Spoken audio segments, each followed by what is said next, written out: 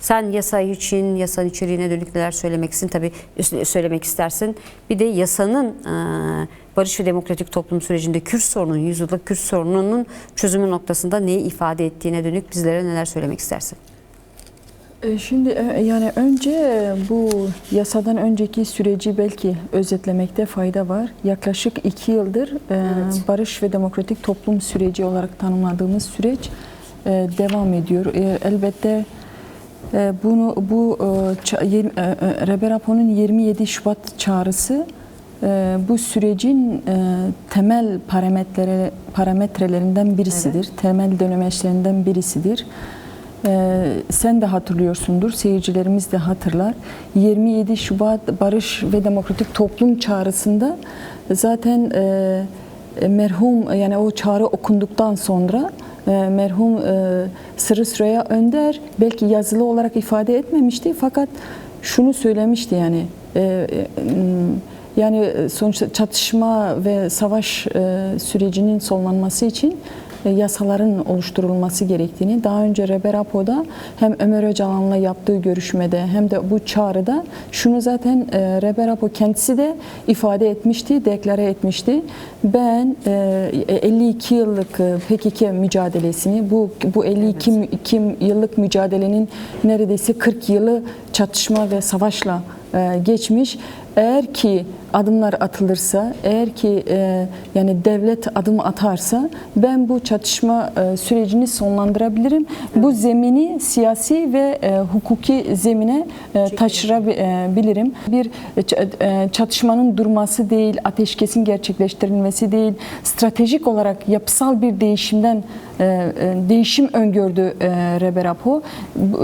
50 yıllık mücadele gerçekten Kürt varlığını kanıtladı, ispatladı. Kürtler artık bir kimlikleşmeye kavuştu. Bundan sonra bu mücadelenin demokratik siyaset zemininde yürütülmesi gerektiğini Rebe Rapo zaten belirtti. Bu çerçevede PKK kendi kongresini gerçekleştirdi. Stratejik ve yapısal bir değişikliğe hazır olduğunu ifade etti. İşte daha sonra akabinde 11 Temmuz'da büyük görkemli bir silahları yakma eylemi gerçekleştirildi. Bese Hozat öncülüğünde 30 gerillaların katılımıyla 15'i kadın 15'i erkek. Daha sonra çatışmaya mahal verecek bazı sınır yerlerinde, bölgelerinde işte gerillanın geri çekilişi gerçekleştirildi. Bütün bunlar gerçekten böylesi bir sürecin böylesi bir zemini taşıyan taşlardı. Böyle de tanımlayabiliriz. Evet. Bugün de bu birinci aşamanın ki Rebe Rapo bunu birinci aşama olarak da tanımladı. İşte negatif barış dönemi olarak da tanımladı. Bu süreç bugün bu çerçeve yasa teklifiyle işte ya da kök yasa olarak da tanımlayabiliriz. Kök yasa süreciyle artık bu aşamaya gelmiş oldu. Yani şöyle değerlendiriliyor, bu nedenle bunu sormak istiyorum. Yani toplumun bir kesimi yine yürütülen tartışmalar hem dijital medya hem sokakta bunun bir sonuç olarak da görüyor. Bunlara neler söylemek istersiniz? Yani bu bir sonuç mu yoksa bir başlangıç mı? Yani elbette ki bu bir başlangıç. Mesela şöyle basitçe de tarifleyebiliriz. Yani sonuçta siz bir ev yapmak istiyorsunuz. Bu evin önce zemini, yani bunun için zemininin düzeltilmesi lazım. Yani bir ev yapılırken, imar edilirken herhalde önce çatıdan başlanılmıyor yani. O açıdan böyle basit bir örneklemeyle şöyle tarifleyebiliriz. Yani daha çok kat edilecek yol var. Ki Rebe Rapo zaten şöyle tanımladı, dedi. 1000 kilometrelik yolun ilk adımını atmış oluyoruz. Evet. Yani daha bu ilk adımdır, daha başlangıçtır, daha bir zemindir. Bundan sonra işte yani kök yasa olması da buradan gelir. Bundan sonra gelişecek olan işte diğer aşamalar bundan sonra gelişecektir. Yani ilk önce o zeminin oluşturulması lazım ki daha sonraki işte aşamalar bundan sonra ardışık olarak devam edecektir. Dolayısıyla bu elbette ki bir sonuç değildir, bir başlangıçtır ki bu başlangıcın oluşum aşaması da bu oluşum aşamasının arka bahçesinde ya da bagajında bunlar var yani. 50 yıllık bir mücadele var, Reber Apo'nun direnişi var. Yani öyle Türk devleti, Türk devlet aklı, Türkiye'nin asimilasyonist imhacı politikaları öyle kolay kolay değişmiyor yani. Bu kadar mücadele buraya getirdi. Bütün dünya devrim tarihlerinde, toplumsal tarihte de bu böyledir. Yasalar, yani yasaların, hukukun oluşması, hukukun oluşmasının arkasında toplumsal mücadele vardır, toplumsal dinamizm vardır. Böyle yasalar oluşur. Şu anda da öyledir. Evet. Bu şekildedir. Yani toplumların mücadelesinde, kadınların mücadelesinde de bunu görmek mümkündür yani. Şimdi komisyonda Adalet Komisyonu'nda görüşülmeye başlandı. Ömer şu an yasanın gerekçesini okunduğunu ifade etti. Tabii tartışmalar hem lehte hem aleyhte tartışmalar olacak, konuşmalar olacak. Komisyondan bugün de çıkabilir büyük ihtimalle yasa. Girişte bir tartışma, gerginlik yaşandığını ifade etti. Bunun üzerinden devam edelim. Şimdi İYİ Parti'nin tutumunu biliyoruz ancak onunla birlikte bazı kesimler de sürecin karşıtlığını yürütüyor. Söylemleriyle, konuşmalarıyla. Onları nasıl değerlendirmek lazım? Şimdi barış ve demokratik toplum süreci sadece Kürt sorununu mu çözüyor? Yoksa gerçekten tüm Türkiye halklarının bugün yaşadığı sorunlar içinde bir çözüm değil mi aynı zamanda? Şimdi Reber Apo'nun yaklaşımında, Kürt Özgürlük Hareketi'nin yaklaşımında gerçekten barışla demokrasi iç içe alınıyor.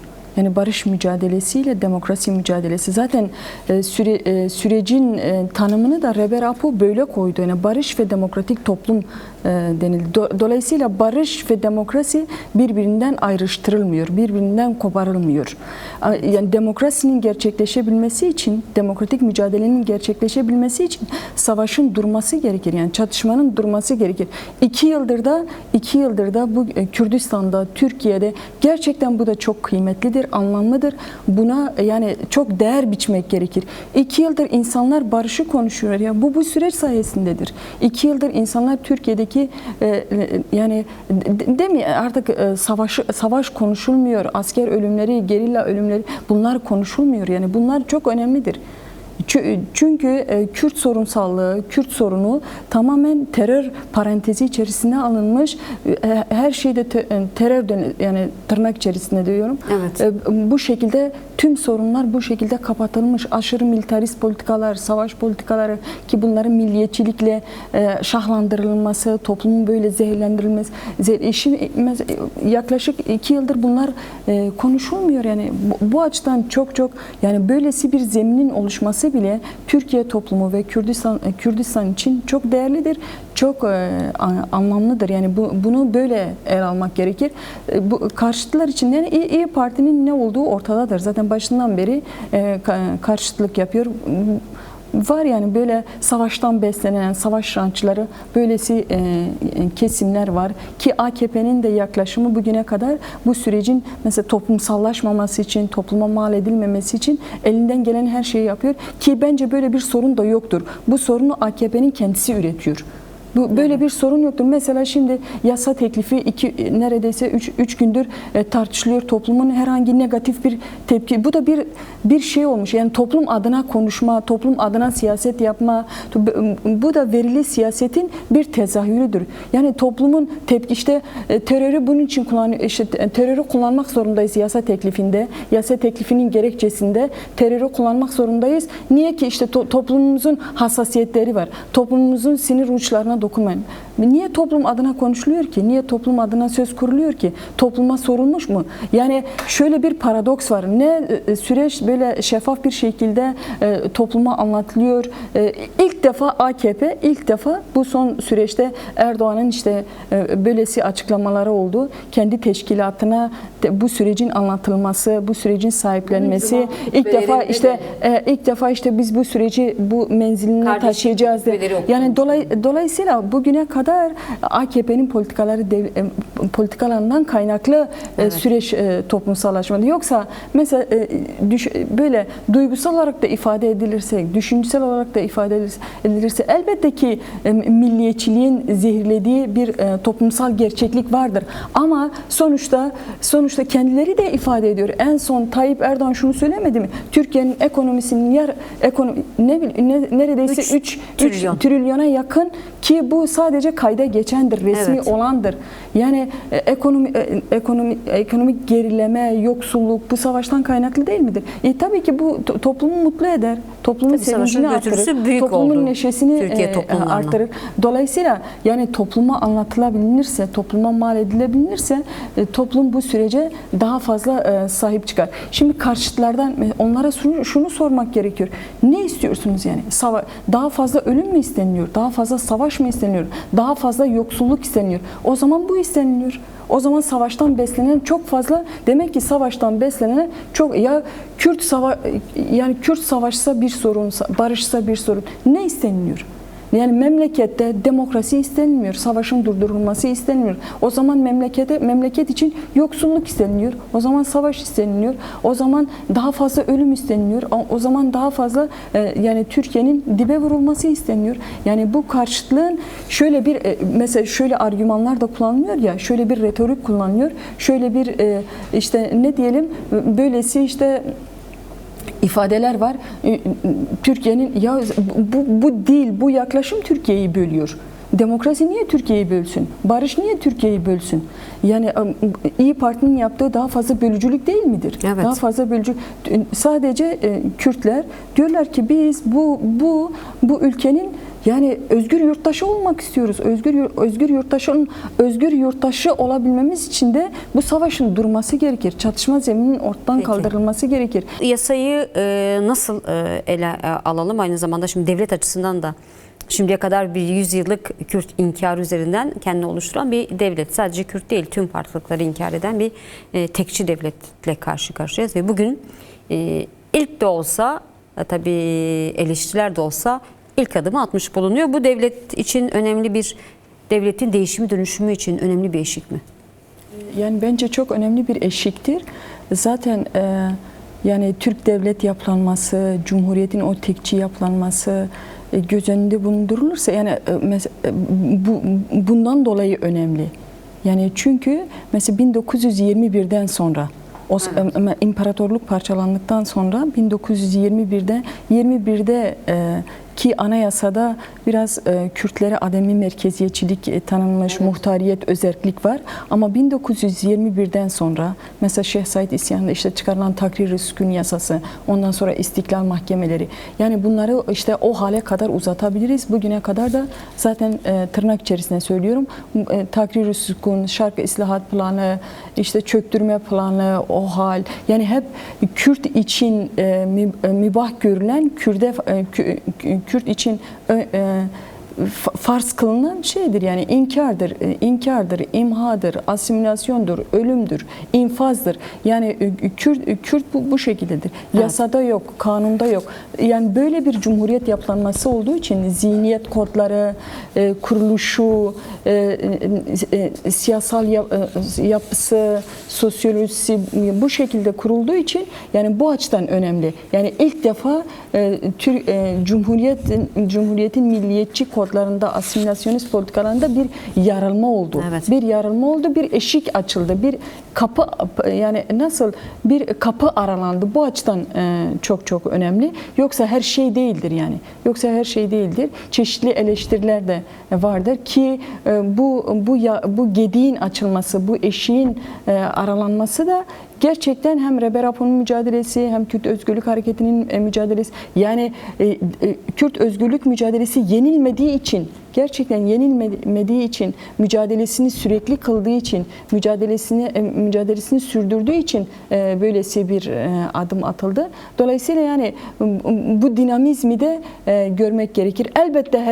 Elbette her şey değildir ki zaten Reber Apo da bunu önermişti, bunu öngörmüştü, bunu böyle tanımlamıştı.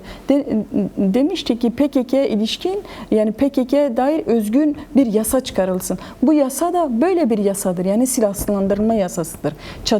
Çatışmanın sonlandırılması yasasıdır. Demokratikleşme yasası değildir. Kürt sorununun bir bütünen yani çözülmesi yasası değildir. Mesela kamuoyunda biraz böyle de tartışılıyor. Bu yasaya çok fazla nasıl diyelim, elbette anlamsızlaştırmamak gerekir. Elbette hiçleştirilmemek gerekir. Yani şöyle daha rasyonel ele almak gerekir. Bilimsel ele almak gerekir. Duygusal da yaklaşmamak gerekir. Yani bu yasayla Kürt sorununun çözülecek, Kürtlerin işte yasayı demokratik entegrasyon yasaları yerine koymamakları, Kürtlerin işte ana dil hakkı bu yasayla çözülmeyecek.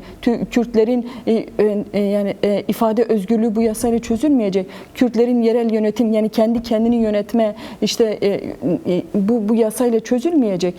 Bu bir kök yasadır. Bundan sonra ardışık yasaların yani gelmesi gerekiyor. Evet. Bu da ki böyle bu de da açıklandı. bu da Önümüzdeki süreçte bu farklı böyledir. yasal Yani düzenlemeler o olacak açıdan denildi. yani zemin açısından çok önemlidir. Fakat her şey değildir.